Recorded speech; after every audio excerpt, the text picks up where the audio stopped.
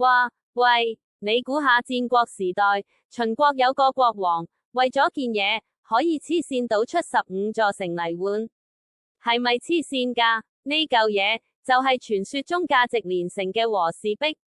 趙惠文王得到佢，成個國家都開心到癲晒。點知秦昭襄王聽到，即刻眼都紅晒，話要用15座城嚟換。哇，你話佢幾貪心？趙王即刻召集班大臣開會，頂你個肺，點算好？俾咗佢，怕佢吞埋我啲城；唔俾，又驚佢打我哋。班大臣個個縮晒沙，無人敢去秦國送死。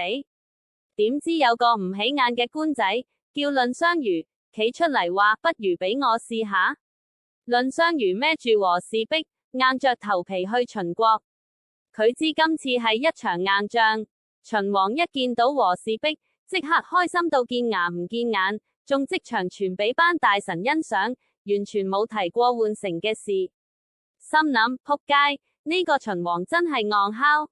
藺相如睇穿秦王根本冇誠意，即刻話和氏璧有少少瑕疵，要親自指俾秦王睇，趁機攞翻件玉。攞翻件玉之後，藺相如就企咗喺柱邊，怒目而視秦王，大聲喝斥：秦王你咁撚無誠意，如果你夠膽搶，我就連人帶玉撞埋到柱，玉石俱焚。秦王見佢真係搏命，都嚇到縮一縮，心諗呢個趙國使者真係夠膽死。秦王扮晒嘢話：哎呀，誤會啫，你等我設宴3日，再傾過。佢諗住拖延時間，搵辦法搶走件玉。藺相如心知有詐，但都係要扮信佢。不過佢一早有計，你估佢真係咁戇鳩咩？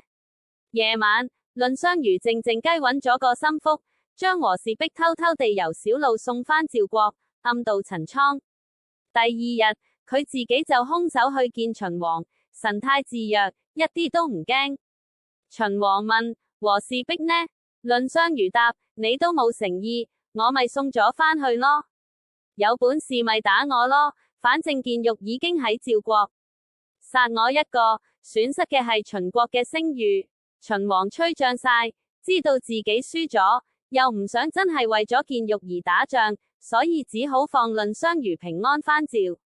結果和氏璧平安返到趙國，藺相如憑住佢嘅智慧同膽識，立咗大功，受到趙王嘅重賞。